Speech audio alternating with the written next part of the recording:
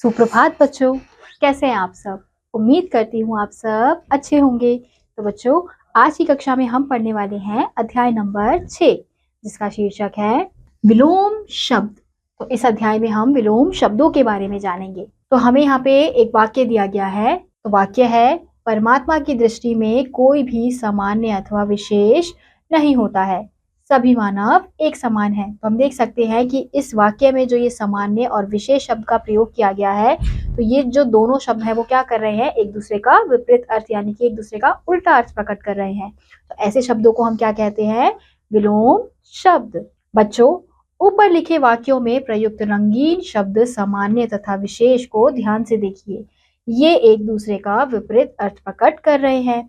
ऐसे शब्दों को विलोम शब्द या विपरीतार्थक शब्द कहा जाता है। तो इसकी परिभाषा हम देख सकते हैं, परस्पर उल्टा अर्थ देने वाले शब्दों को विलोम शब्द या विपरीतार्थक शब्द कहा जाता है। यानी कि वह शब्द जो एक दूसरे का उल्टा अर्थ प्रकट करते हैं, ऐसे ही शब्दों को हम क्या कहते हैं, विलोम शब्द या फिर विपरीतार्थक शब्द। कुछ शब्द तथा उनके विलोम। तो अब हम यहाँ देख सकते हैं कि हमें यहाँ पे कुछ शब्द दिए गए हैं और उनके विलोम अर्थ प्रकट करने वाले शब्द दिए गए हैं। नीचे कुछ शब्द तथा उनके विलोम दिए गए हैं, इन्हें याद कीजिए। तो इनको क्या करना है बच्चों, आपको इन्हें पढ़ना है और इन्हें याद करना है। जैसे पहला शब्द क्या है, अथ। तो विलोम क्या होगा इसका, इति।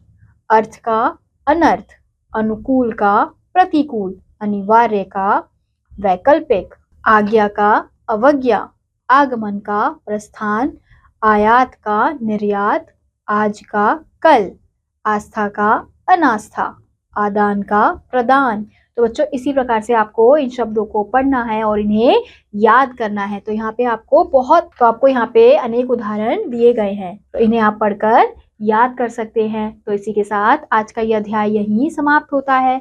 उम्मीद करती हूँ आपको यह अध्याय समझ आया होगा। मैं आपसे मिलूंगी अगली कक्षा में, तब तक के लिए नमस्कार।